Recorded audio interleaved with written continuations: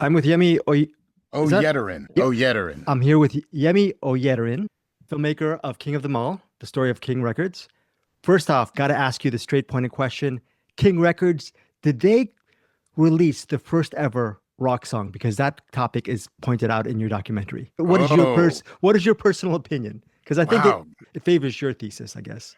Greg, first of all, glad to be here. Thank you so much for having me. And it's nice to know that you're just coming out swinging like Exactly. Pacquiao. Hey, I'm Filipino, so why not, Oh, right? yeah. He's actually one of my favorite boxers. But so the point of the film is basically calling out that Cincinnati is one of the birthplaces of rock and roll. And that may be hard for people to kind of understand, but we use this great song, Good Rocking Tonight, by this guy named Winoni Harris. And Winoni Harris was this really colorful guy.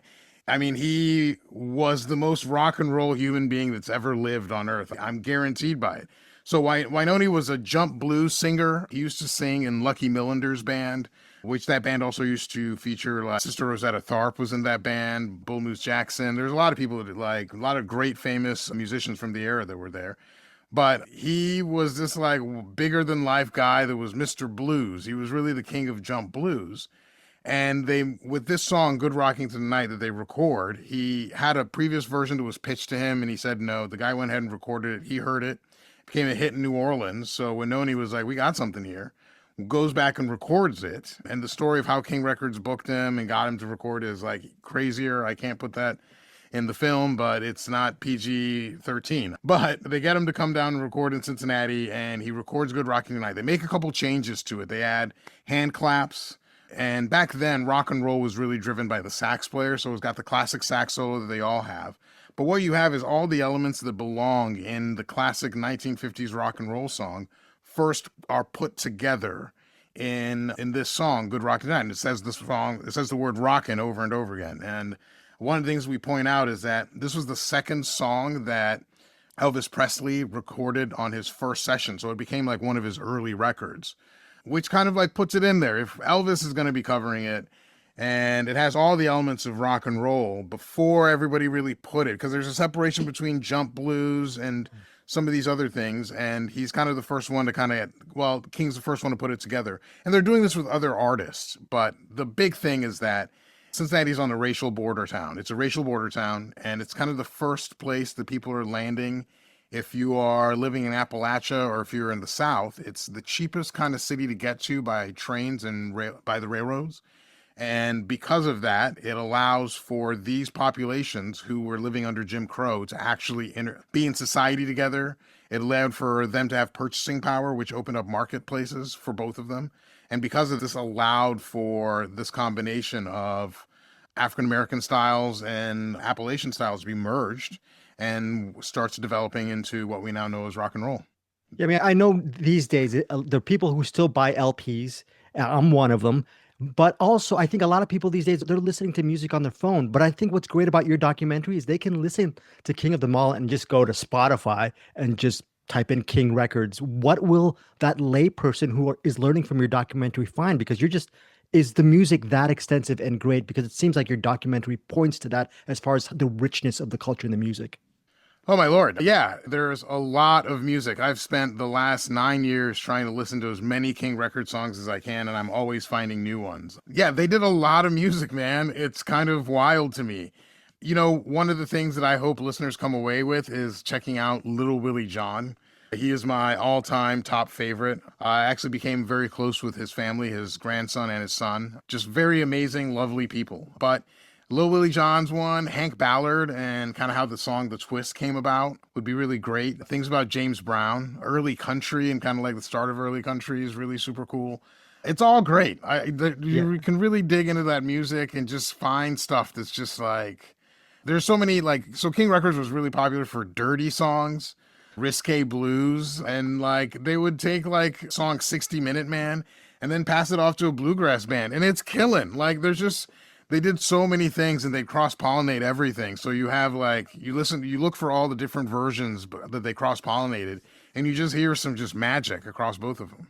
Yeah, I mean, I don't know, you don't have the time, but you actually did so much research on this documentary, but A documentary on Little Willie John, it should be in the offing as well. That's just a rich. What was it like for you to get to know his family and that story? Obviously, you can't fit in 20 hours in your documentary. You're giving people a very good picturesque overview of it. But what was it like just meeting the family and learning about his story, which it was such a value added part of your documentary? Oh, thank you. Yeah, so the director's cut, we go into it more than we do in the PBS cut.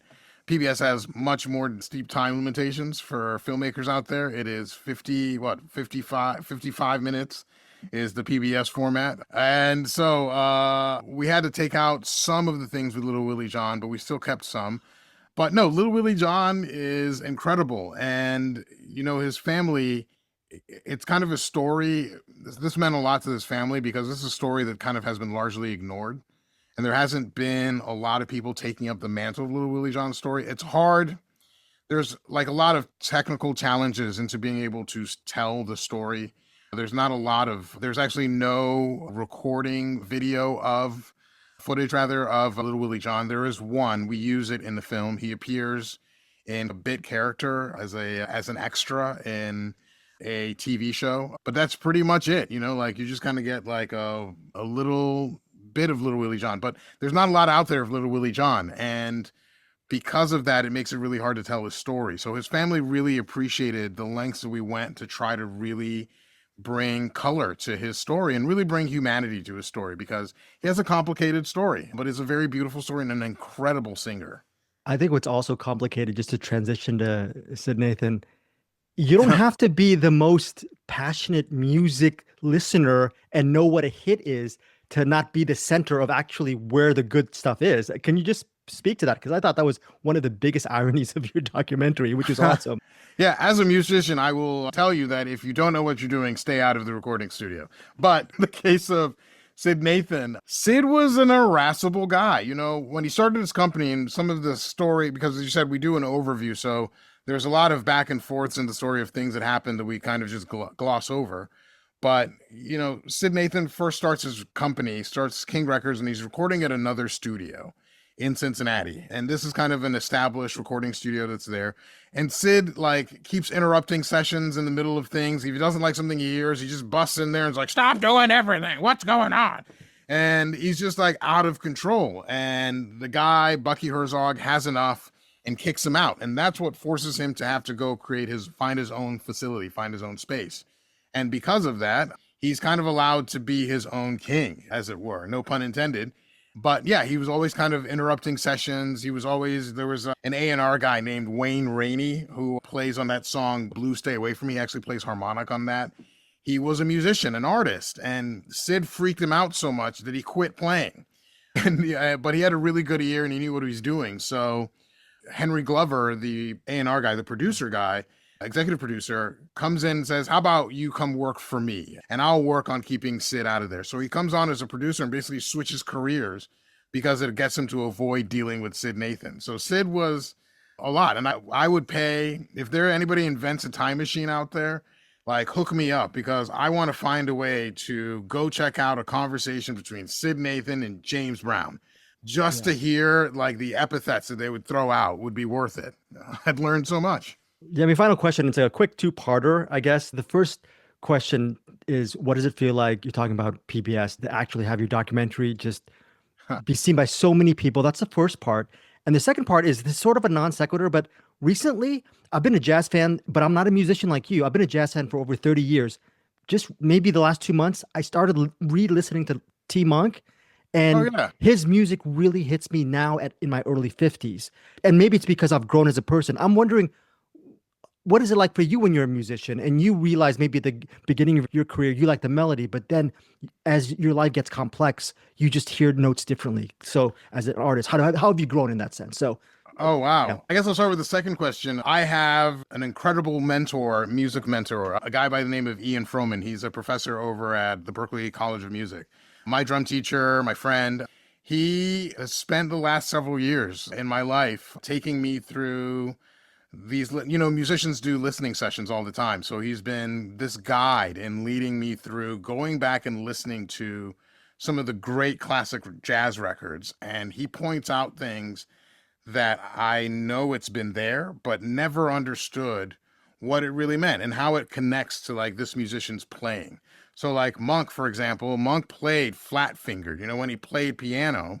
Also, that's why his phrases are like messy, almost sloppy, but they're like precise at the same time. You listen like a head, like Straight No Chaser when he's playing that doobity boo biddy boo. Like you hear how he's playing it, like it's like he has this like sloppy vibe to it. And like after a while, it becomes like fine wine where you really get to hear like what his ear was like really hearing because he was very specific with it. There just comes a point in time when your oral imagination like reaches a certain point and you're more open to things and it just creates new possibilities. So like it's really amazing to hear you're going through that. As a musician, it's constantly going through that process, listening to record labels, all kinds of stuff. And I need you to remind me of your first question. Or the PBS thing is just an amazing thing. Oh, and my after Lord. that, I love PBS. And after that, I'm going to hunt down for your director's cut as well because I want to see that. So. Oh, absolutely. I would love to share that with you. I would love to find a way to share that with anybody. And if there's anybody who is interested in helping me get that to another streamer, that is possible. And I would love to make that happen. But that aside, PBS has been absolutely incredible. If I was allowed to use expletives on this show, I would use it to show that how much they've been incredible.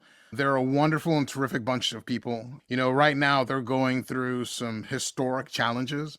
And despite all of those challenges, I have been blessed with their professionalism, their passion for these things. Like these are people who really care about access to information, you know, like it's a very simple thing we've taken for granted for a long time.